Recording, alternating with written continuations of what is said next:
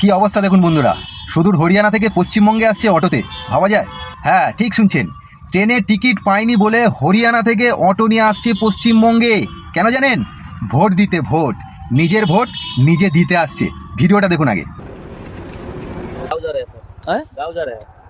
गाँव जा रहे हैं अपना, मतलब बंगाल में जा रहे हैं। बंगाल जा रहे हैं? कहाँ से आ रहे हैं? हरियाणा से। हरियाणा से जी सर। वोट देने जा रहे हैं।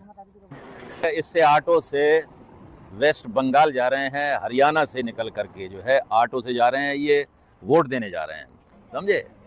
टिकट नहीं मिल रहा है हैं? सर, ट्रेन में टिकट नहीं मिल रहा है। इसलिए सर गाड़ी लेके बस हाँ हाँ हाँ हाँ हाँ। तो रात में मत सफर नहीं करना, सर, रात में रुक रुक जाना। जाएंगे। हाँ, মানে ভাবতে পারছেন মানুষ কতটা সচেতন হয়েছে?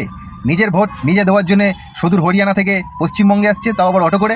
আমার তো খুব ভালো লাগলো এই ভিডিওটা দেখে। আপনাদের কেমন লাগলো? আর অবশ্যই নিজের ভোট নিজে দেবেন। ভালো থাকবেন, সুস্থ থাকবেন। জয় হিন্দ, জয় ভারত।